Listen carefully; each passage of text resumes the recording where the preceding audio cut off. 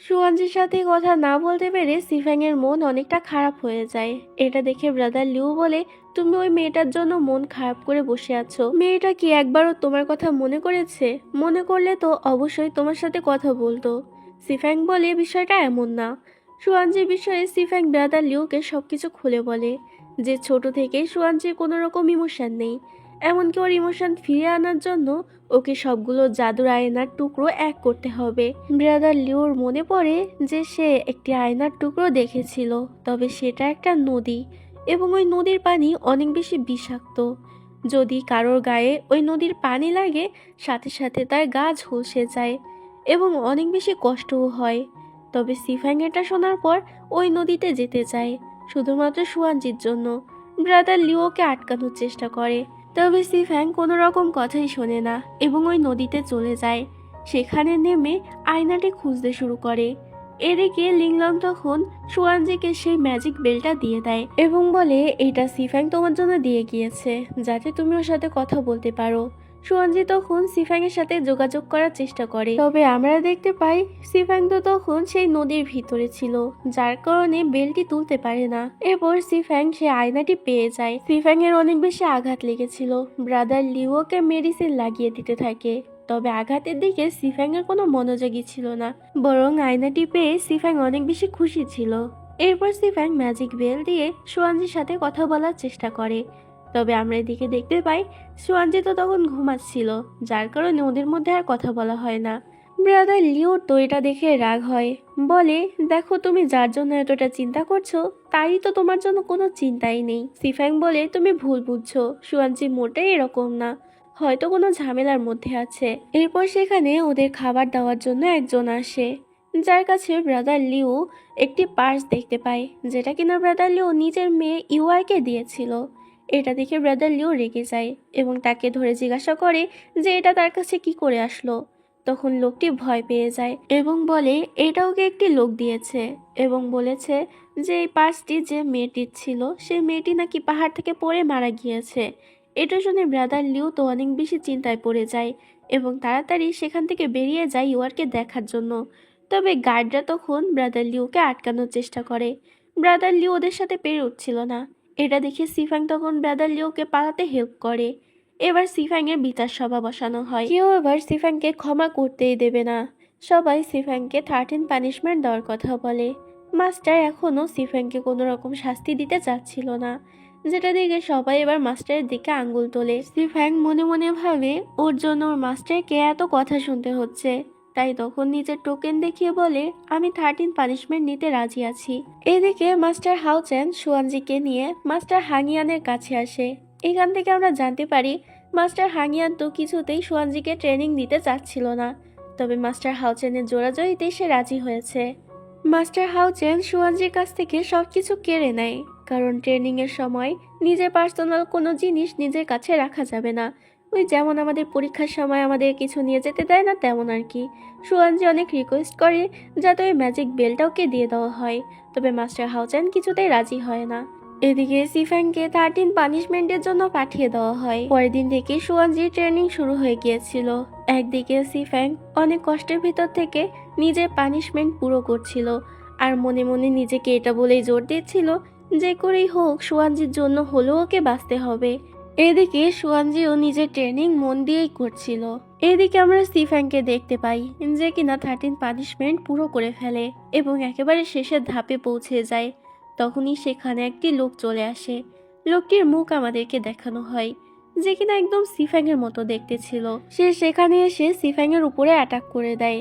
এখানে সিফ্যাং এবং ওই লোকটির মধ্যে অনেক জোরালো একটি ফাইট হয়। ফাইটের এক পর্যায়ে সিফ্যাং তাকে হারিয়ে দেয় এবং সেখানেই মেরে ফেলে। যদিও সিফ্যাং এর 13 পানিশমেন্ট পুরো হয়ে গিয়েছিল, তবে সিফ্যাং এখান থেকে বের হবার কোনো রাস্তা খুঁজে পাচ্ছিল না। এখান থেকে বের হওয়া এতটা সোজা নয়। তখন সেখানে মাস্টার এবং প্যালেস লর্ড চলে আসে। তারা এখানে সিফ্যাংকে নিতে এসেছিল, তবে তারা তখনই সিফ্যাংকে এখান থেকে নিয়ে যাবে যখন সিফ্যাং নিজে থেকেই এই লাভলেক্স মাস্কটি পরবে। মূলত এই মাস্কটি পরলে কেউ যদি নিজের মধ্যে কোনো ভালোবাসার ফিলিংস রাখে তাহলে সেটা তাকে কষ্ট দেবে এবং আস্তে আস্তে মেরে ফেলবে। সিফ্যাং এটা পড়তে কিছুতেই রাজি হয় না, মাস্টার বলে, যতক্ষণ না রাজি হবে ততক্ষণ তোমাকে এখান থেকে বের করা হবে না এবং এখানেই তোমাকে পচে গলে মরতে হবে। এদিকে আমরা সুয়ানজিকে দেখতে পাই, যে কিনা লাইব্রেরিতে আসে এবং জাদুর আয়নার বিষয়ে একটি বই খুঁজে পায়। তবে সুয়ানজি যখনই সেটা পড়তে যাবে তখনই সেখানে মাস্টার হাউচান আসে এবং সুয়ানজির উপর অনেক বেশি রাগ দেখায় যে সে কেন এসব বই পড়ছে। সুয়ানজির উপর একটু বেশি রাগ দেখিয়ে ফেলে। পরে আবার সে সুয়ানজির কাছে আসে এবং ক্ষমা চেয়ে বলে, আসলে আমি রেগে গিয়েছিলাম কারণ ওই জাদুর আয়না তোমার জন্য ভালো নয়, বরং এতে তোমার ক্ষতি হতে পারে, এই কারণেই রেগে গিয়েছি। এখানে আমার মাস্টার হাউচানের কথায় বুঝতে পারি যে সে ইচ্ছা করে সুয়ানজিকে জাদুর আয়নার বিষয়ে ভুল বোঝাচ্ছে। সে চায় না যে সুয়ানজির ইমোশন ফিরে আসুক, তবে সেটা কেন তা আমাদেরকে বলা হয় না। এরপর দেখা যায় যে মাস্টার হাউচানকে তারই একজন জুনিয়র এসে প্রপোজ করে, তবে মাস্টার হাউচান তাকে নিষেধ করে দেয়। এরপর মাস্টার হাউচান আসে সুয়ানজির সাথে কথা বলার জন্য, কারণ আজকে সুয়ানজির জন্মদিন ছিল। তখন সুয়ানজি তাকে ভালোবাসার বিষয়ে জিজ্ঞাসা করে। মাস্টার হাউচান বলে, ভালোবাসার বিষয়ে বলতে গেলে অনেক সময় লাগবে, এই কারণে আমি যে ড্রিঙ্ক আনছি, এই সময়টুকু ড্রিঙ্ক করেই তোমাকে সবকিছু বুঝিয়ে বলবো। তাই মাস্টার হাউচান সেখান থেকে চলে যায়। সুয়ানজি তখন ম্যাজিক বেলটি সেখানে দেখতে পায় এবং সেটি দিয়ে সিফ্যাংয়ের সাথে যোগাযোগ করার চেষ্টা করে। যখন সেটা অন হয়ে যায় তখনই আবার মাস্টার হাউচান সেখানে চলে আসছিল, তাই সুয়ানজি তাড়াতাড়ি বেলটি থুয়ে দেয়। বেলটি কিন্তু তখন অনই ছিল। মাস্টার হাউচান সেখানে এসে জিজ্ঞাসা করে যে সে ভালোবাসার বিষয়ে কেন জানতে চায়। সুয়ানজি বলে, কেননা আমার মনে হয় যে আমি লিটল সিক্সকে পছন্দ করি। এটা শুনে মাস্টার হাউচান হেসে দেয়। এদিকে সিফাং সব কিছু শুনে ফেলেছিল, যেহেতু বেলটা অন করা ছিল। এসব শুনে সিফাং অনেকটা কষ্ট পেয়েছিল মনে মনে।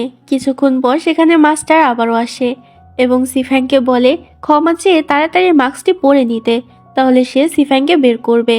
তবে তারপরও সিফাং রাজি হতে চায় না। এটা দেখে মাস্টার তখন ব্রাদার লিউকে দেখায়, যাকে তারা ধরে ফেলেছিল, এবং ব্রাদার লিউকে মেরে ফেলার হুমকি দেয়। যদি সিফাং মাস্কটি না পরে তাহলে ব্রাদার লিউকে মেরে ফেলা হবে। এতে বাধ্য হয়ে সিফাং তখন মাস্কটি পরে নেয়। এরপর দেখা যায় ব্রাদার লিউ সিফাংয়ের কাছে ক্ষমা চায়, তার জন্যই সিফাংকে মাস্কটি পরতে হয়েছে। তবে সিফাং তাকে সান্ত্বনা দেয় এবং বলে তার জন্য কিছুই হয়নি। সিফাং তার মেয়ের বিষয়ে জিজ্ঞাসা করে, তবে ব্রাদার লিও নিজের মেয়েকে এখনো খুঁজে পায়নি। এরপর আমাদেরকে কিছু বছর পরের সিন দেখানো হয়, যেখানে দেখা যায় সুয়ানজির ট্রেনিং কমপ্লিট হয়ে গিয়েছে। এবার সুয়ানজি বাড়ি ফেরত যাবে। সবাই মিলে সুয়ানজির জন্য অপেক্ষা করছিল। তখনই সেখানে কিছু ডেমন অ্যাটাক করে দেয়। সময় মতো সেখানে সুয়ানজি চলে আসে এবং নিজের ফাইটিং স্কিল দিয়ে সকল ডেমনকে হারিয়ে দেয়। সবাই সুয়ানজি এরকম ফাইটিং স্কিল দেখে অনেক বেশি অবাক হয়ে যায়, সাথে অনেকটা খুশিও হয়, কারণ সুয়ানজি এখন আর আগের মতো নেই, নিজেকে সেভ করতে পারে, ভালো লড়াই করতে পারে। সুয়ানজির বাবা সুয়ানজি, লিটল সিক্স এবং লিংলংকে একটি মিশনের কথা বলে। তাদেরকে সেখানে যেতে হবে, কারণ একটি গ্রামে ডেমনের উৎপাত খুব বেশি বেড়ে গিয়েছে। সেখানে গিয়ে তাদের সবাইকে রক্ষা করতে হবে। সুয়ানজি ম্যাজিক বেল দিয়ে সিফাংয়ের সাথে কথা বলার চেষ্টা করে, তবে ওপাশ থেকে কোনো উত্তরই আসে না। এতে সুয়ানজির মনটা খারাপ হয়ে যায়, কারণ অনেক দিন হয়ে গিয়েছে সিফ্যাংয়ের সাথে ওর কোনো রকম কথাই হয়নি। এদিকে আমরা সিফ্যাং এবং ব্রাদার লিউকে দেখতে পাই। সিফ্যাং ব্রাদার লিউকে জিজ্ঞাসা করে সে কি নিজের মেয়েকে খুঁজে পেয়েছে কিনা। ব্রাদার লিউ বলে এখনো পায়নি, সে তো হ্যাভেন থেকে সেলেস্টিয়াল আই চুরি করেছে নিজের মেয়েকে খোঁজার জন্য। তবে এই সেলেস্টিয়াল আই কিভাবে ইউজ করতে হয় সেটা ব্রাদার লিউ নিজেই জানে না। এদিকে আমরা উতংকে দেখতে পাই অনেকদিন পরে। উতং এখন ডেমন ক্লানে ডেমনদের সাথে সংযুক্ত হয়ে গিয়েছে। ডেমন লর্ড এখানে উতংকে আদেশ দেয় 4 স্পিরিট কি খুঁজে বের করার জন্য। এদিকে আমরা সিফ্যাংকে দেখতে পাই, যে কিনা এখন নিজের ক্লানে অনেক বেশি পাওয়ারফুল হয়ে গিয়েছে। মাস্টার এখানে ইনডাইরেক্টলি সবার সামনে ঘোষণা করে দেয় যে পরবর্তী মাস্টার সে সিফ্যাংকেই বানাবে। এদিকে আমরা দেখতে পাই যে সুয়ানজিরা তো নিজেদের মিশনের জন্য বের হয়ে গিয়েছিল। যাওয়ার পথে সুয়ানজিরা কিছু গ্রামবাসীদেরকে দেখতে পায়, যারা কিনা শিয়াং সেক্টরের দিকেই যাচ্ছিল। সুয়ানজিরা জিজ্ঞাসা করে যে তারা কেন ওখানে যাচ্ছে। গ্রামবাসীরা তখন বলে কিছুদিন ধরেই তাদের গ্রামে কিছু রাক্ষসী পাখিরা অ্যাটাক করছে এবং অনেকে মেরে ফেলেছে, তাই তারা সাহায্যের জন্য যাচ্ছে। সুয়ানজিরা তখন ওই রাক্ষসী পাখিদের লোকেশন তাদের কাছ থেকে জেনে নেয় এবং সেখানে চলে যায়। লিংলং সেখানে পাহাড়ের গুহার ভিতরে একটি বাজি ফেলে দেয়, এটা চেক করার জন্য যে আসলে কোনো রাক্ষসী পাখি সেখানে আছে কিনা। সাথে সাথে সেখান থেকে অনেকগুলো রাক্ষসী পাখি বেরিয়ে যায় এবং ওদের উপরে অ্যাটাক করে। তিনজনে মিলেই নিজেদের পাওয়ার দিয়ে তাদের সাথে লড়াই করছিল। লিংলং অনেকটা উইক থাকার কারণে লিটল সিক্স ওকে নিয়ে বাইরে চলে আসে, তবে সেখানেও ওই পাখিরা ওদের উপরে অ্যাটাক করে দেয়। দুজনে মিলে তখন নিজেদেরকে সেভ করতে থাকে। এদিকে গুহার ভিতরে সুয়ানজি একাই অনেকগুলো পাখির সাথে লড়াই করছিল। সুয়ানজি নিজের অনেক বেশি শক্তি ইউজ করে ফেলে, যার কারণে অনেকটা উইক হয়ে নিচে পড়ে যেতে থাকে। তবে সময় মতো সেখানে সিফ্যাং চলে আসে এবং সুয়ানজিকে বাঁচিয়ে নেয়। মূলত সিফ্যাংকেও এখানে মিশনের জন্যই পাঠানো হয়েছিল। সিফ্যাং এখানে একা নয়, বরং নিজের সাথে করে ইয়ানরান এবং রুও ইউকেও নিয়ে এসেছিল। ইয়ানরান হচ্ছে সিফ্যাংয়ের স্পিরিট বিস্ট। তো এখানে ইয়ানরান কিছুতেই সুয়ানজিকে সহ্য করতে পারছিল না। সুয়ানজি সিফ্যাংয়ের সাথে কথা বলার চেষ্টা করে এবং ওর কাছে ক্ষমাও চায় যে ওর সাথে যোগাযোগ করেনি। তবে সিফ্যাং তখন সুয়ানজিকে ইগনোর করে দেয়, বলে এমনি তো ওই বেলটি আমার কাছ থেকে কবেও হারিয়ে গিয়েছে। এগুলো বলেই সিফ্যাং সেখান থেকে চলে যাচ্ছিল। তবে তখনই সুয়ানজি জ্ঞান হারিয়ে ফেলে। মূলত সুয়ানজি অনেকটা দুর্বল হয়ে পড়েছিল। নিজের পাওয়ার দিয়ে সিফ্যাং সুয়ানজিকে হিল করে। সুয়ানজির জ্ঞান ফিরলে সুয়ানজি সিফ্যাংয়ের সাথে কথা বলার চেষ্টা করে, তবে তারপরও সিফ্যাং তো সুয়ানজিকে ইগনোর করেই যাচ্ছিল। সুয়ানজি বলে, তুমি কি তোমার দেওয়া কথা ভুলে গিয়েছো? তুমি আমাকে প্রমিস করেছিলে যে আমরা জাদুর আয়না খুঁজতে একসাথে বের হব, তুমি সেটা কি করে ভুলে যেতে পারো? সিফ্যাং বলে, সময়ের সাথে সাথে অনেক কিছুই বদলে যায়, তবে যেহেতু আমি কথা দিয়েছিলাম তাই আমি নিজের কথা রেখেছি। এটা বলে জাদুর আয়না বের করে দেয় এবং বলে, এই টুকরোটা আমি তোমার জন্য খুঁজে এনেছি। তবে সুয়ানজির এটার কোনো প্রয়োজন ছিল না। সুয়ানজি বলে, এমনিতেও মাস্টার হাওচান বলেছে যে এই জাদুর আয়না আমারই ক্ষতি করতে পারে। মূলত সুয়ানজি তখন এটা বলেছিল যাতে সিফ্যাং ওর সাথে কথা বলে, তবে এতেও কোনো লাভ হয় না। এরপর সিফ্যাং সেখান থেকে বের হয় চলে যাওয়ার জন্য। তবে তখনই আবার ওই রাক্ষসী পাখিরা ওদের উপরে অ্যাটাক করে। সবাই মিলে লড়াই করে ওই রাক্ষসী পাখিদেরকে শেষ করে দেয়। এবার ওরা সবাই বুঝতে পেরেছিল নিশ্চয়ই পাখিদেরকে কেউ কন্ট্রোল করছে। সিফ্যাং নিজের পাওয়ার ইউজ করে এবং ওই লোকটির লোকেশন ট্র্যাক করে সেখানে পৌঁছে যায়। দেখতে পাই ওই লোকটি তো ওই পাখিদেরকে কন্ট্রোল করছে। সিফ্যাং তার উপরে অ্যাটাক করে, তবে সিফ্যাং যেহেতু নিজের কল্পনার মধ্যে দিয়ে সেখানে গিয়েছিল তাই বেশি কিছু করতে পারে না। সিফ্যাং সবাইকে ওই লোকটির লোকেশন জানিয়ে দেয়। সবাই মিলে এতে বেরিয়ে পড়ে লোকটিকে মারার জন্য। তবে সেখান থেকে সুয়ানজি যায় না। সিফ্যাং জিজ্ঞাসা করে, তুমি কেন গেলে না? সুয়ানজি এর কোনো উত্তর দেয় না এবং সিফ্যাংয়ের সাথে আবারও কথা বলার চেষ্টা করে। সুয়ানজি সিফ্যাংকে হাসানোর অনেক চেষ্টা করে, অনেক ফানি ফানি ট্রিক ইউজ করে, তবে তারপরও কিছুতেই কোনো কাজ হচ্ছিল না। সিফ্যাংয়ের রাগ ভাঙানোর জন্য সুয়ানজি এবার কিউট কিউট আচরণ করতে থাকে এবং ওকে একটি ফুলও গিফট করে, যেটাতে সিফ্যাং তো গলতে শুরু করে। সুয়ানজি বলে, আমি জানতাম এই ট্রিকটা অবশ্যই কাজ করবে, কারণ এই ট্রিকটা তো আমাকে লিটল সিক্স শিখিয়েছে। এবার লিটল সিক্সের নাম শুনে সিফ্যাং তো অনেক বেশি রেগে যায় এবং ফুলটা ফেলে দেয়। সিফ্যাংকে আবারও রাগতে দেখে সুয়ানজি অবাক হয়ে যায়। সুয়ানজি জিজ্ঞাসা করে যে সিফ্যাং এভাবে বদলে কেন গেল? সিফ্যাং এর কি মনে নেই তাদের বন্ধুত্বের কথা? কেন সিফ্যাং এরকম অভিমান করে আছে? কেন এভাবে রেগে আছে? সিফ্যাং বলে, আমি মার্কস প্যালেস থেকে বিলং করি, এসব বন্ধুত্ব আমার কাছে কোনো ব্যাপারই না। যা হয়ে গেছে তা অতীত ছিল, অতীত নিয়ে আমি কখনোই ভাবি না। এমনকি আমাদের মধ্যে যেটা ছিল, মানে যে বন্ধুত্বের কথা তুমি বলছো, সেটা আমার কাছে তেমন একটা স্পেশাল না যে আমাকে মনে রাখতে হবে। সুয়ানজি বলে, প্লিজ এসব বলো না, তোমার কাছে সেটা স্পেশাল না হলেও সেটা আমার কাছে অনেক বেশি স্পেশাল ছিল। এমনকি তুমিও আমার কাছে অনেক বেশি ইম্পর্টেন্ট রাখো, তাই সবকিছু ভুলে গিয়ে চলো আবারও আমরা আগের মতো বন্ধু হয়ে যাই। এবার সিফ্যাংও আবারও গলতে শুরু করে। এদিকে ওরা ওই লোকটি মানে ওই ডেমনকে ধরতে আসে, তবে ডেমনটি তখন ওদের সবাইকে বন্দি করে ফেলে, যেটা আবার সুয়ানজি এবং সিফ্যাংও বুঝতে পারে এবং ওদেরকে বাঁচানোর জন্য সেখানে চলে যায়। তবে ডেমনটি সুয়ানজিকে একটি জালে বন্দি করে ফেলে এবং নিজের ম্যাজিক দিয়ে সিফ্যাংয়ের গলা টিপে ধরে সিফ্যাংকে আস্তে আস্তে মেরে ফেলতে থাকে। এটা দেখে সুয়ানজি অনেক বেশি রেগে যায় এবং আস্তে আস্তে আবারও ওর মধ্যে সেই শক্তি জেগে উঠতে থাকে। সুয়ানজি একবারে অ্যাটাক করে ডেমনটিকে মেরে ফেলে সেখানেই। সুয়ানজির মধ্যে এখন কোনো রকমই হুঁশ ছিল না। সুয়ানজি সিফ্যাংয়ের উপরেই অ্যাটাক করতে থাকে এবং সিফ্যাংকে সেখানে মেরে ফেলতে চায়। তবে তখন সিফ্যাং সুয়ানজির নাম ধরে ডাক দেয়। এটা শুনে সুয়ানজি তখন নিজের হুঁশে ফিরে আসে এবং সেখানে অজ্ঞান হয়ে যায়। সুয়ানজির জন্য সিফ্যাংয়ের অনেকটা চিন্তা হচ্ছিল এবং স্বাভাবিকভাবেই যেহেতু লাভলেস মাস্কটিও পরেছিল সেটার জন্য ওর কষ্টও হচ্ছিল। এরপর যখন সুয়ানজির জ্ঞান ফেরে তখন লিটল সিক্স ওর সাথে দেখা করতে আসে। লিটল সিক্সের মনে হচ্ছিল যে এসব কিছু ওই জাদুর আয়নার জন্যই হচ্ছে, তাই তখন সুয়ানজির কাছে থাকা ওই জাদুর আয়নাটি ও নষ্ট করার চেষ্টা করে। তবে এটা করতে গিয়ে তখন ওই জাদুর আয়নাটি ওদেরকে ধাক্কা দিয়ে ফেলে দেয়, যার কারণে দুজনে একে অপরের উপরে পড়ে যায়। তখন আবার সেখানে ইয়ানরান চলে আসে এবং এই দৃশ্য দেখে ওর মাথায় একটি শয়তানি বুদ্ধি আসে। ইয়ানরান নিজের ম্যাজিক্যাল পাওয়ার ইউজ করে ওদের দুজনকে সেখানেই ফ্রিজ করে দেয়, যেটাতে লিটল সিক্স এবং সুয়ানজি নড়াচড়া করতে পারছিল না। ইয়ানরান সবাইকে গিয়ে বলে, আমি ওখানে একটি ডেমন দেখেছি। ডেমনটিকে ধরার জন্য সবাই মিলে সেখানে চলে আসে এবং লিটল সিক্স আর সুয়ানজিকে একসাথে এভাবে দেখে নেয়।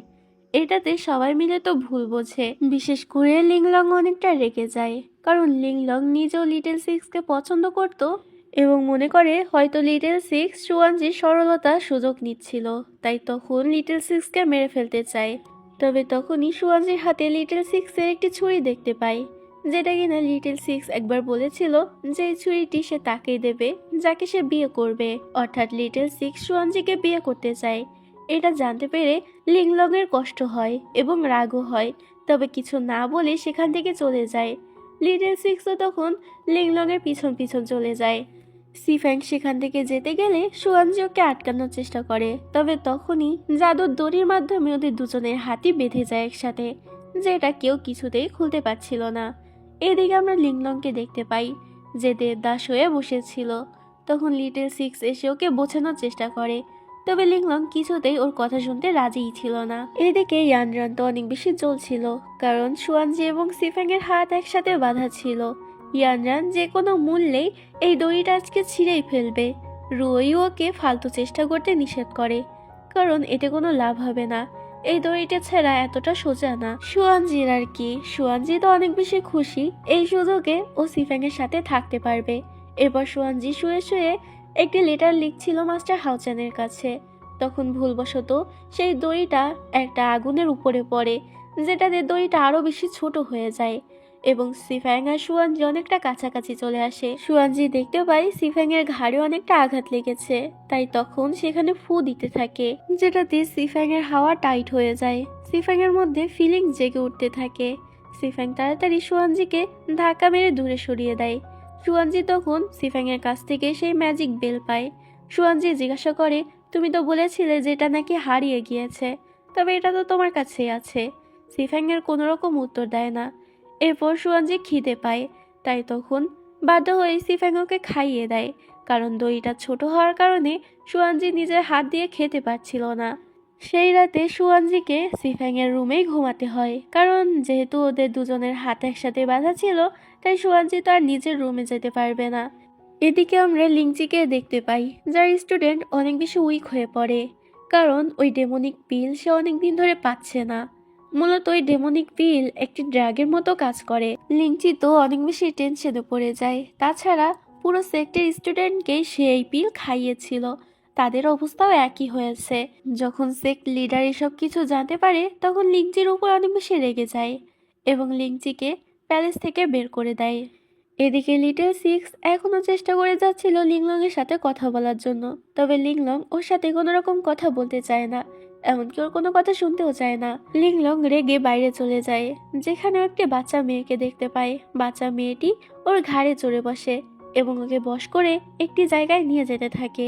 এটা আবার লিটল সিক্স দেখে ফেলে। লিটল সিক্স তখন মেয়েটিকে আটকানোর চেষ্টা করে এবং লিংলংকে বাঁচাতে চায়, তবে উল্টো তখন মেয়েটি লিটল সিক্সকে সেখানে টেনে নিয়ে যায়। এদিকে সকাল হয়ে গিয়েছিল বলে সিফ্যাং সুয়ানজির কাছে আসে এবং তাড়াতাড়ি ওকে উঠতে বলে, কারণ ওরা এখন দড়ি খোলানোর জন্য যাবে। তবে সুয়ানজি কিছুতেই উঠতে চাচ্ছিল না, কারণ সুয়ানজি চাচ্ছিল আরো কিছুক্ষণ সিফ্যাং এর সাথে থাকতে, যেটা আবার সিফ্যাংও বুঝতে পারে। তখন সেখানে রুইউ এবং ইয়ানরান চলে আসে বলে যে লিটল সিক্স এবং লিংলংকে অনেকক্ষণ ধরেই পাওয়া যাচ্ছে না। এদের চারজন মিলেই বেরিয়ে যায় ওদেরকে খোঁজার জন্য। ওরা যখন সেই জঙ্গলে পৌঁছায় তখন সবাই মিলে হিপনোটাইপস হয়ে যায়, শুধুমাত্র সুয়ানজি বাদে। এখানে একটি মেয়ে আসে যে কিনা ইয়ানরান এবং রোই ওকে নিয়ে যায়। সুয়ানজিকে নিতে পারে না কারণ সুয়ানজি এখনো হিপনোটাইজ হয়নি। আর যেহেতু সুয়ানজির হাত আর সিফেং এর হাত একসাথে বাঁধা ছিল, তাই সিফেংকেও নিয়ে যেতে পারে না। সিফেং তখন অজ্ঞান হয়ে যায়। এটা দেখে সুয়ানজি ওকে সরানোর জন্য সিফেং এর কাছেই যে ওষুধ ছিল সেটাই ওকে খাইয়ে দিতে চায়। তবে যেহেতু সিফেং এর জ্ঞান ছিল না, তাই ওটাও খেতে পারছিল না। এটা দেখে সুয়ানজি তখন ওষুধটি নিজের মুখে নিয়ে সিফেংকে খাইয়ে দেয়। যখন সিফেং এর ঘুম ভাঙে তখন ওই সব দেখে অনেক বেশি অবাক হয়ে যায় এবং বলে, তুমি এসব কি করছিলে? সুয়ানজি বলে, আমি তো শুধুমাত্র তোমাকে ওষুধ খাইয়ে দিতে যাচ্ছিলাম। সিফেং খেয়াল করে সুয়ানজি তো ওকে ওর কাছে থাকা সত্যি বলার ওষুধটা খাইয়ে দিয়েছে। এবার সিফেং তো এটা নিয়ে ভয় ছিল কারণ ও গড়গড় করে সত্যি কথা বলতে শুরু করবে এবং সেটা শুরুও হয়ে যায়। সিফেং বলতে শুরু করে, আমি সত্যি তোমাকে অনেক বেশি ভালোবাসি। এভাবে নিজের মনের মধ্যে থাকা সকল কথা বলে দেয়। তবে সুয়ানজি তো ইমোশনলেস ছিল, এই কারণেও কিছুই বুঝতে পারে না এবং অবাক হয়ে বলতে থাকে, তুমি এসব কি বলছো? সুয়ানজি জিজ্ঞাসা করে, তোমার এই মাস্কটি কোথা থেকে আসলো আর তুমি কেন আমাকে ইগনোর করছিলে? সিফেং তো এই লাভলেস মাস্কের জন্যই এতদিন ধরে সুয়ানজিকে ইগনোর করছিল, কারণ যদি ওর মধ্যে ভালোবাসা ফুটে ওঠে তাহলে এটা ওকেই কষ্ট দেবে, এমনকি মেরেও ফেলতে পারে। যেহেতু সিফেং সত্যি বলার ওষুধ খেয়েছিল তাই একটু হলেও বলে দিচ্ছিল সব। তবে সিফেং মুখ কামড়ে কোনো মতে নিজেকে আটকে নেয়। এরপর দেখা যায় সেখানে লিংলং আসে। সুয়ানজি বাদে লিংলং এবং সিফেং নিজেদের মাথায় একটা টুপি পরে নিয়েছিল, কারণ এই জঙ্গলে এক ধরনের বৃষ্টি হচ্ছিল যেটার দ্বারাই সবাই হিপনোটাইজ হয়ে যায়। তিনজন মিলে অনেক খোঁজাখুঁজির পর লিটল সিক্স, ইয়ানরান এবং রুই ওকে খুঁজে পায়। তবে তখনই সেখানে ওই মেয়েটি চলে আসে এবং ওদের উপরে অ্যাটাক করে দেয়। এখানে ওদের মধ্যে লড়াই শুরু হয়ে যায়। লড়াইয়ের মধ্যে দিয়েই সিফ্যাং এবং সুয়ানজির হাতে থাকা দড়িটাও ছিঁড়ে যায়। সুয়ানজি এবং সিফ্যাং একসাথে নিজেদের পাওয়ার ইউজ করে ওই জঙ্গলে থাকা বিষাক্ত গাছ যেখান থেকে ওই বৃষ্টি হচ্ছিল সেই গাছগুলোকে ধ্বংস করে দেয়, যেগুলোকে মিগো ট্রি বলা হয়। এরপর দেখা যায় সিফ্যাং এবং সুয়ানজি একসাথে বসেছিল, যেখানে সিফ্যাং এর বুকে মাথা রেখে সুয়ানজি ঘুমিয়ে পড়েছিল।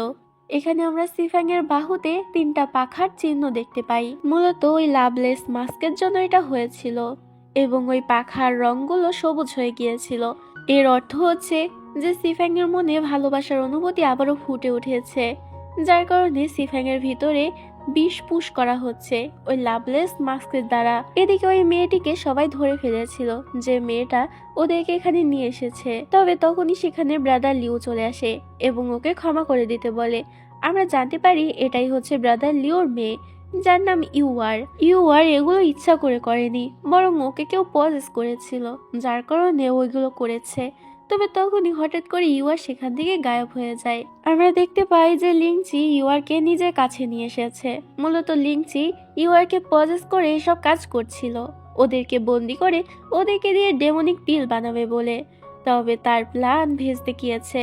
তখনই সেখানে সবাই পৌঁছে যায়। লিংচিকে ওরা কিছু করতে পারবে তার আগে একজন ডেমন এসে লিংচিকে সেখান থেকে নিয়ে যায়।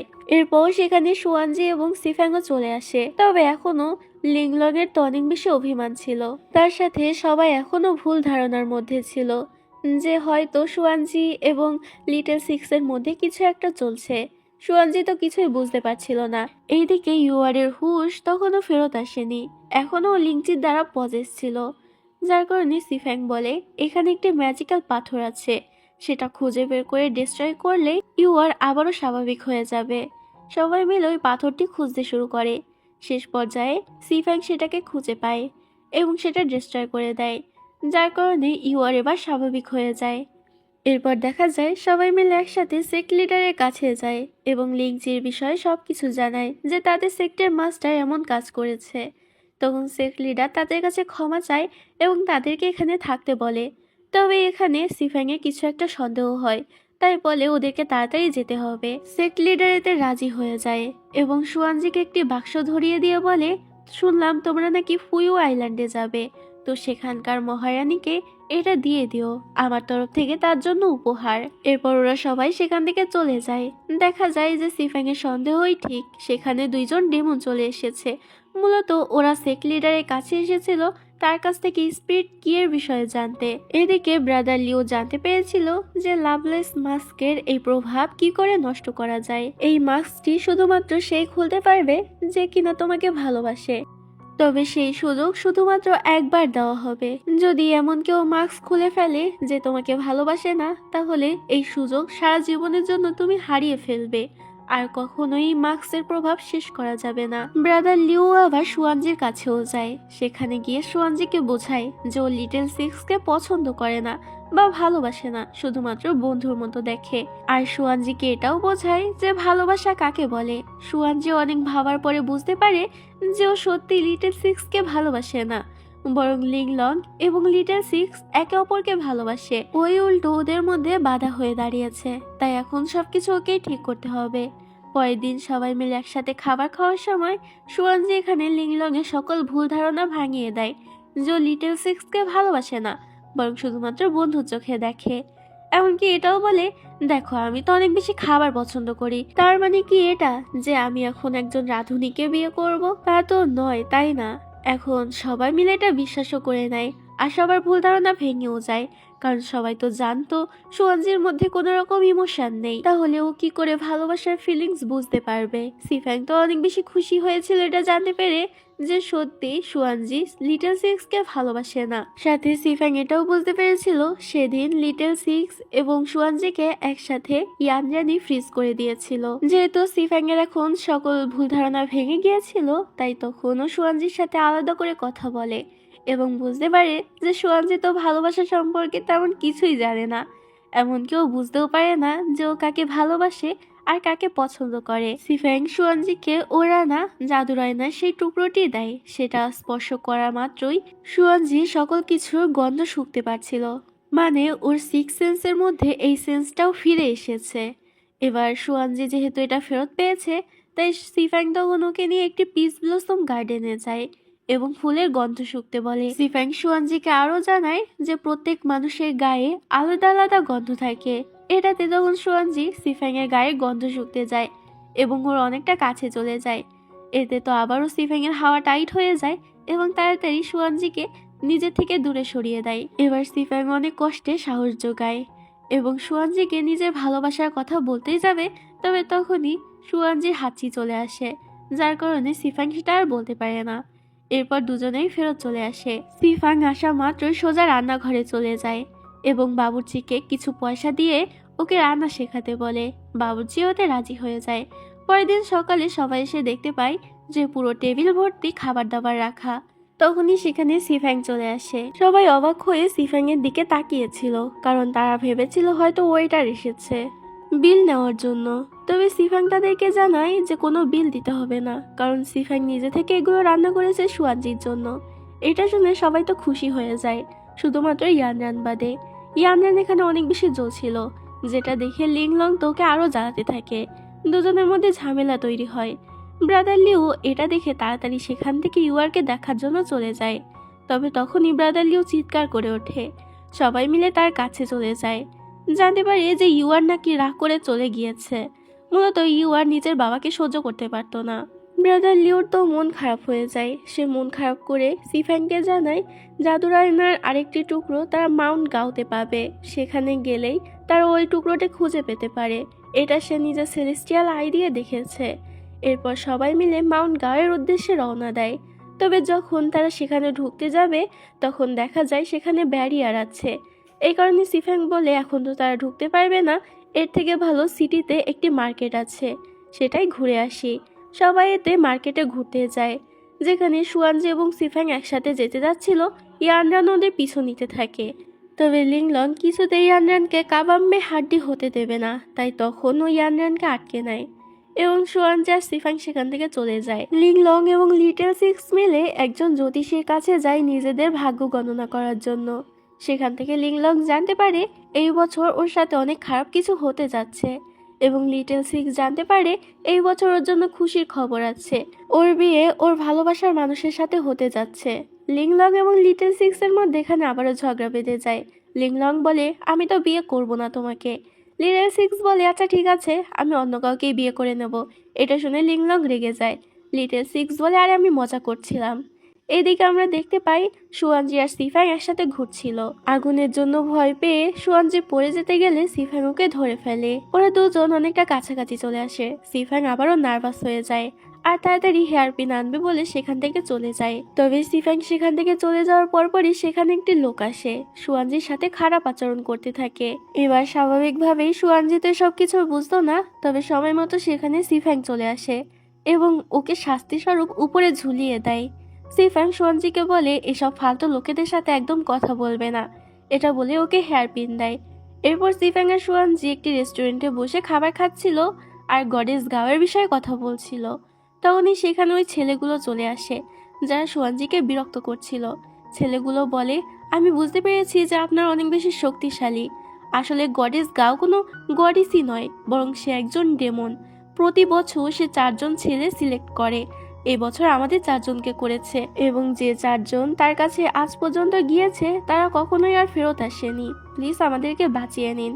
এসব কিছু শুনে সুয়ানজি আর সিফাং রাজি হয়ে যায় তাদেরকে সাহায্য করার জন্য। কাল তারা সবাই মিলে গডেস গাওয়ের উদ্দেশ্যে যাবে ওই 4জনের বদলে। তাই সুয়ানজিকে নিয়ে লিংলং অনেকটা চিন্তায় ছিল, কান্নাকাটি করে বলে তুমি নিজে খেয়াল রাখবে। সুয়ানজি এসবে পাত্তা না দিয়ে নিজের ব্রেসলেটটি দেখে, যেটাই এক্সট্রা একটি পাথর দেখতে পায়। সুয়ানজি এটা দেখে অবাক হয়, তবে বেশি একটা পাত্তা দেয় না। এদিকে আমরা মাস্টার হাওচ্যানকে দেখতে পাই যে সুয়ানজিকে নিয়ে অনেকটা চিন্তায় ছিল। আমরা মাস্টার হাওচ্যানকে মাস্টার হাংয়ানের সাথে দেখা করতে দেখি। এখান থেকে তাদের কথায় আমরা বুঝতে পারি যে তাদের আসল পরিচয় অন্য কিছু। তারা নিজেদের আসল পরিচয় লুকিয়ে রেখেছে এবং সুয়ানজির জন্যই তারা নিজেদের পরিচয় লুকিয়ে এখানে এসেছে। তো তারা কে আসলে তা আমরা পরে গিয়ে জানতে পারবো। পরের দিন আমরা দেখতে পাই যে ওই 4জনের বদলে গডেস গাওয়ের কাছে গিয়েছিল লিটল সিক্স, রুওইউ, সিফ্যাং এবং সুয়ানজি। সুয়ানজি এখানে ছেলে সেজে এসেছিল। ওখানে যাওয়ার সাথে সাথে ওদেরকে বিয়ের ড্রেস দিয়ে দেওয়া হয়। লিংলং এবং ইয়ানরান লুকিয়ে লুকিয়ে এগুলো দেখছিল। এদিকে আমরা দেখতে পাই ডিংজিয়ান সেক্টে তো ডেমনরা আক্রমণ করেছিল, কারণ 3 দিন হয়ে গিয়েছে, তারপরও তারা স্পিড কি দেয়নি। তখনই সেখানে উতং চলে আসে। উতং তো আগেও অনেক বেশি শক্তিশালী ছিল এবং ডেমনদের সাথে যুক্ত হয়ে সে আরো বেশি শক্তিশালী হয়ে গিয়েছে। উতংয়ের সাথে কেউই পেরে উঠছিল না। সেক লিডার তাকে দেখে অনেকটা অবাক হয়ে যায় যে উতং এখানে ডেমনদের সাথে হাত মিলিয়েছে। উতং তখন বলে তোমাকে আমি প্রাণে মারবো না, কিন্তু স্পিড কি কোথায় আছে সেটা বলে দাও। তবে এটা বলার আগে সেক লিডার নিজেকেই হত্যা করে দেয়, কারণ সে বিশ্বাসঘাতকতা করতে চায় না। স্টুডেন্টরা তখন ভয় পেয়ে যায়। উতং তাদেরকে জিজ্ঞাসা করে ভালোই ভালোই বলে দাও যে স্পিড কি কোথায় আছে, না হলে তোমাদের দশাও একই হবে।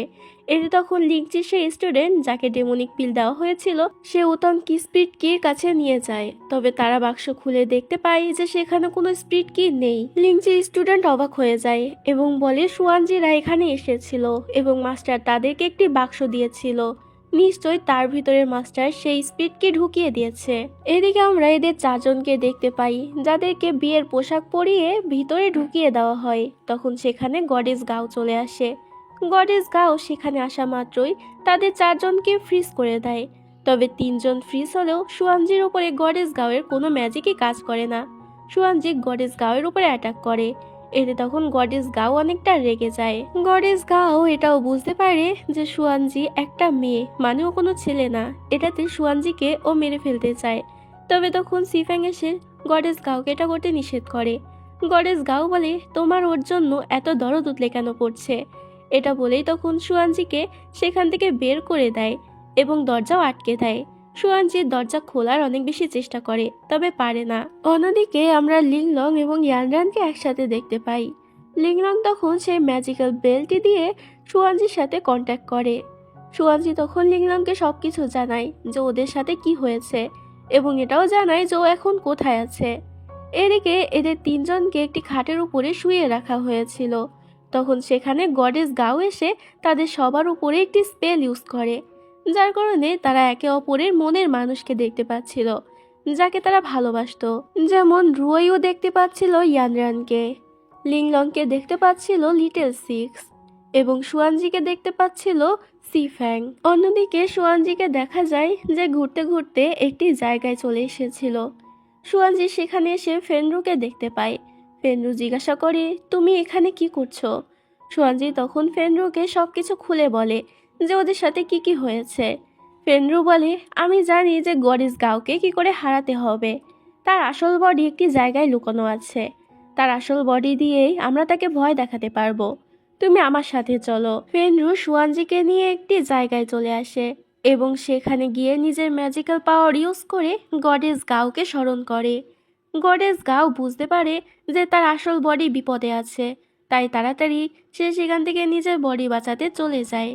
গডেস গাও চলে যাওয়ার সাথে সাথে তারা তিনজন আবারও হুঁশে ফেরত আসে। লিটল সিক্স এবং সিফ্যাং তো অনেক বেশি ভয় ছিল, কারণ গডেস গাও ওদের অনেকটা কাছাকাছি চলে এসেছিল। যদি লিংলং এবং সুয়ানজি এটা জানতে পারে তাহলে তো রাগ করবে, তাই ওরা একে অপরকে কথা দেয় যে ওরা এগুলো কাউকে জানাবে না। ওদের এসব কাণ্ড দেখে রুইও তো হাসতে থাকে। এটা দেখে তখন লিটল সিক্স এবং সিফ্যাং ওকে দিয়েও কথা দিয়ে নেয় যে এসব বিষয়ে কাউকে জানাবে না। অন্যদিকে গডেস গাও সেখানে গিয়ে নিজের শরীরকে আয়ত্ত করে নিয়েছিল এবং সে সুয়ানজিকে কষ্ট দেওয়ার জন্য বলে সে বাকি তিনজনকে মেরে ফেলেছে। সুয়ানজি তো এটা বিশ্বাস করতে চায় না এবং বলে তুমি মিথ্যা কথা বলছো। তবে সে সুয়ানজিকে বিশ্বাস করানোর জন্য সুয়ানজিকে ভ্রম দেখায়, যেখানে সুয়ানজি সবাইকে আহত অবস্থায় দেখতে পায়। এতে সুয়ানজির রাগ হয়ে যায় এবং সুয়ানজির মধ্যে আবারও সেই পাওয়ার জেগে ওঠে। সুয়ানজি গডেস গাওকে অ্যাটাক করতে যায়, তবে সময় মতো সেখানে সিফ্যাং চলে আসে এবং সুয়ানজিকে আটকে ফেলে। সুয়ানজি সাথে সাথে আবারও শান্ত হয়ে যায়। ওরা সবাই গডেস গাওকে বন্দি করে নেয় এবং গডেস গাওকে জিজ্ঞাসা করে সে কেন এমন করে, সবাইকে ধরে কেন মেরে ফেলে। এতে তখন ফেনরু সবাইকে বলতে থাকে যে গডেস গাও নিজের ভালোবাসার মানুষ উজিকিউকে বাঁচানোর জন্য সব করত। উজিকিউকে বাঁচাতে হলে 4 ডিমেনশন খুলতে হবে এবং 4 ডিমেনশন খোলার জন্য 4টি স্পিরিচুয়াল কি লাগবে। তাই গডেস গাও সবাইকে মেরে তাদের পাওয়ার অ্যাবজর্ব করত 4টি স্পিরিচুয়াল কি ছিনিয়ে আনার জন্য। গডেস গাও তাদেরকে একটি জায়গায় নিয়ে যায় এবং একটি চেন দেখায়। গডেস গাও বলে এই চেন দ্বারাই উজিকিউকে বন্দি করে রাখা হয়েছে এবং এই চেন দিয়ে তাকে তখনই খোলা যাবে যখন আমরা 4 ডিমেনশন খুলতে পারবো। এমনকি ডেমনরাও 4 ডিমেনশনের পিছনে পড়ে আছে উজিকিউকে ছাড়ানোর জন্য, কারণ উজিকিউ একমাত্র জানে গড অফ অরের তলোয়ার কোথায় এবং গড অফ অরের তলোয়ার পেলেই ওরা স্টার অফ মুসাকে মুক্ত করতে পারবে। অন্যদিকে ইয়ানরান এবং লিংলং সুয়ানজির বলা জায়গায় চলে আসে। ওরা সেখানে ম্যাজিক্যাল আয়নার একটি টুকরো দেখতে পায়। লিংলং সেটাকে নেওয়ার চেষ্টা করে, তবে লিংলং সেটাকে বের করতে পারছিল না। এতে দুজনই সেখান থেকে আবারও চলে যায়। এদিকে দেখা যায় গডেস গাও ওদের সবাইকে নিয়ে একটি জায়গায় এসেছিল, যেখানে ওরা দেখতে পায় গডেস গাও এতদিন ধরে যাদেরকে ধরে আনতো তারা সবাই তো এখানে আনন্দে রয়েছে। মূলত গডেস গাও তাদেরকে মেরে ফেলতো না, বরং গডেস গাও শুধুমাত্র তাদের পাওয়ার অ্যাবজর্ব করে নিত। আমরা সেখানে লিংচিকেও দেখতে পাই। মূলত লিংচিকে গডেস গাওই ধরে নিয়ে গিয়েছিল। এখন লিংচি এখানেই আছে। এদিকে গডেস গাও সবাইকে ডেকে পাঠায় এবং সবাইকে মুক্ত করে দেয়, কারণ এখন সবাইকে বন্দি করে লাভ নেই। লিংচি সেখান থেকে পালানোর চেষ্টা করছিল, তাই সবাই তাকে ধরে আনে। লিংচি সুয়ানজির হাতের ব্রেসলেটটি দেখে অবাক হয়ে যায় এবং বলে তোমার হাতেই স্পিরিচুয়াল কি কোথা থেকে আসলো? এটা তো দিংজিয়ান ভ্যালি স্পিরিচুয়াল কি। মূলত সেক লিডারই ইচ্ছা করে সুয়ানজির ব্রেসলেটের মধ্যে এটা ঢুকিয়ে দিয়েছিল। এই কারণে সুয়ানজির ব্রেসলেটে একটি পাথর এক্সট্রা ছিল। সিফ্যাং লিংচিকে জিজ্ঞাসা করে যে সে এত কিছু কেন করলো, তার জন্য তার সেক্টে সবারই প্রাণ চলে গেছে। সিফ্যাং এর মুখ থেকে সবকিছু শুনে লিংচির অনেক কষ্ট হয়। লিংচি নিজের ভুল বুঝতে পেরেছিল। এরপর লিংচি তাদের সাথেই রওনা দেয়। মূলত ওরা এবার ফুইউ আইল্যান্ডের দিকে যাচ্ছিল। সেখান দিয়ে যাওয়ার পথে তাদের সাথে লিংলং এবং ইয়ানরানেরও দেখা হয়ে যায়, কিন্তু তখনই সেখানে রাক্ষসী পাখিরা তাদের উপরে অ্যাটাক করে দেয়। সবাই মিলে তাদের সাথে লড়াই করার চেষ্টা করছিল। ঠিক তখনই সেখানে ডেমনরাও আবার তাদের উপরে অ্যাটাক করে। গডেস গাও দেখতে পায় তার আস্তানায় থাকা সেই জাদুর আয়নার টুকরোটি একটি রাক্ষসী পাখি মুখে নিয়ে পালাচ্ছে। এতে গডেস গাও সেটা নেওয়ার জন্য চলে যায়। গডেস গাও পাখিটির উপরে অ্যাটাক করে। এতে তখন সেই আয়না ভেঙে 3 টুকরো হয়ে যায়। যার এক টুকরো থাকে সেই পাখির কাছে, এক টুকরো গডেস গাওয়ের কাছে আসে এবং বাকি এক টুকরো যায় সুয়ানজির কাছে। সেই আয়নার টুকরো ছুতেই সুয়ানজির তো কিছু একটা হতে থাকে। সুয়ানজি চারদিকটা কালারফুল দেখতে পাচ্ছিল, মানে এর আগেও কিছু কালারফুল দেখতে পেত না। সুয়ানজির আরেকটি সেন্স ফিরে এসেছিল। তখন একটি বিদ্যুৎ এসে সুয়ানজির গায়ে লাগতে যেত, তবে তাড়াতাড়ি সিফ্যাং গিয়ে ওকে বাঁচিয়ে নিচে নিয়ে আসে। আমরা উতংকে দেখতে পাই। উতং সেখানে আসে। উতং বলে, যদি বাঁচতে চাও তাহলে স্পিরিচুয়াল কিটি আমার কাছে দিয়ে দাও। তবে কেউই সেটা দিতে রাজি হয় না। উতং তখন সবাইকে অ্যাটাক করতে বলে। লিংচি সবাইকে বাঁচানোর জন্য সেখানেই নিজেকে স্যাক্রিফাইস করে দেয়। লিংচির মৃত্যুতে সেখানে একটি ব্লাস্টের মতো তৈরি হয়েছিল, যার কারণে বাকি সব ডেমনরাও সেখানেই মারা যায়। সুয়ানজি এবং সিফ্যাং এই ব্লাস্টের কারণে একই পুকুরে পড়ে গিয়েছিল।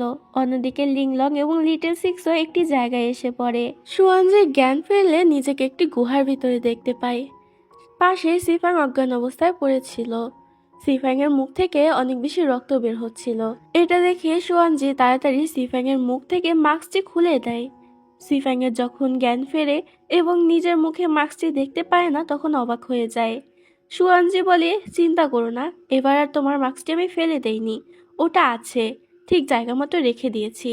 কিন্তু সিফ্যাং তো অনেক বেশি খুশি ছিল, কারণ ও বুঝতে পেরেছিল সুয়ানজি ওকে সত্যি ভালোবাসে। কেননা এই মাস্কটি সেই খুলতে পারবে যে ওকে সত্যিকারের ভালোবাসে। সুয়ানজি সেখান থেকে যেতে গেলে সিফ্যাং সুয়ানজির হাত ধরে ফেলে এবং ওকে পিছন থেকে জড়িয়ে ধরে। সিফ্যাং অনেক বেশি খুশি ছিল এবং বলে, এখন আর তোমার থেকে আমাকে দূরে থাকতে হবে না।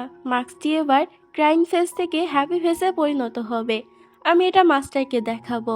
মাস্টার এটা দেখলে বুঝতে পারবে যে আমরা দুজন দুজনকে সত্যি ভালোবাসি, তাহলে সে আমাদেরকে মেনে নেবে। সুয়ানজি তো কিছুই বুঝতে পারছিল না। সুয়ানজি বলে, আগের বার তো তুমি অনেক রেগে গিয়েছিলে তোমার মাস্কটি খোলার জন্য, তাহলে এবার কেন এত খুশি হচ্ছ? সিফ্যাং তো কিছুই বলে না আর হাসতে থাকে। সিফ্যাং এর পর সুয়ানজিকে কিস করতে যায়, তবে উল্টো তখন সুয়ানজি সিফ্যাংকে কিস করে দেয় ওর গালে। এতে সিফ্যাং অনেকটা লজ্জা পেয়ে যায় আর লজ্জায় লাল হয়ে যায়। সুয়ানজি জিজ্ঞাসা করে, তুমি কেন এত লজ্জা পাচ্ছ? দেখো তোমার গালগুলো লাল হয়ে গিয়েছে। এটা বলেই সুয়ানজি সিফ্যাং এর গাল ধরে টানতে থাকে। তো এখানে এই পর্বটি শেষ হয়। দেখা হবে পরের পর্বে।